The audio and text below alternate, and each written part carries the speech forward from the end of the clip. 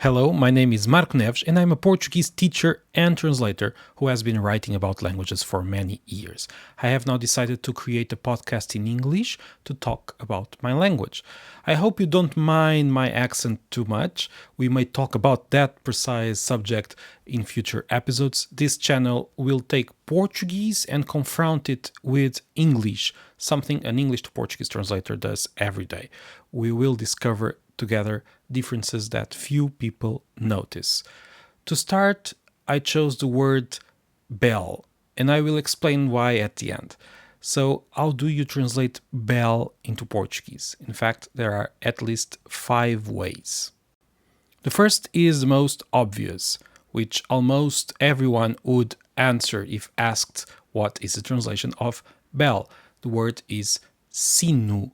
Sinu comes from the Latin word signum, which also gave Portuguese words like senha, which means password, and also gave English the word sign, which means the Portuguese sino and the English sign are related. However, this translation, bell as sino, is just the beginning. Sino in Portuguese represents the church bell. There are other translations for other situations. For example, campainha. If we talk about the doorbell, we use the word campainha. We also use this word for bicycles, a campainha das bicicletas, the bike bells, and also, for example, the bells you ring at a hotel. This means that in the mind of a Portuguese speaker, there is no strong connection between the church bell and the doorbell. This connection exists in English, but not in Portuguese. Also, at school, when you talk about bells, the bell that rings and calls students to classes, we don't use the word sino. We use the word toque, which is a generic word for a warning sound. This toque is related to the verb tocar, which deserves another episode, and I will do it later on.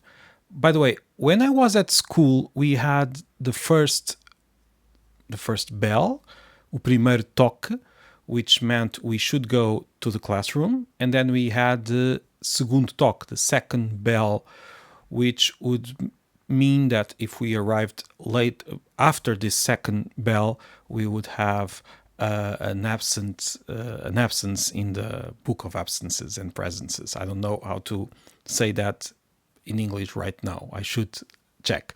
Moreover, if the teacher had not arrived by the second bell, segundo toque, we could just leave.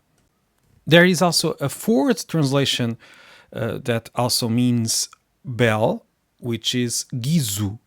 When we talk about jingle bells in Portuguese, we talk about guizos. We also find a guizo, guizo, around the neck of a cat, for example. No pescoço de gato. Guizo no pescoço do gato. A jingle bell at a cat's neck.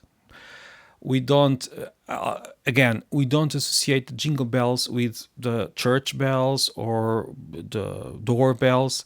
These are different words in Portuguese. Languages sometimes establish this kind of connections between concepts that exist at the surface of the words.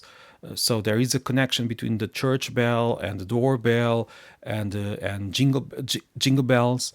But in Portuguese, those connections are hidden because we have different words for each one of these concepts. Finally, we have sininho, which is a little bell. For example, in YouTube, you have a little bell that you can click on, and in Portuguese, we would call it sininho. This inho is a mark of the diminutive, a typical construction in Portuguese. And that's why I started this new podcast with this word, bell. I would like to ask you to click on the bell and follow this channel to receive more videos about Portuguese and English words and lots of other things too. So don't forget to click on the bell and see you next time.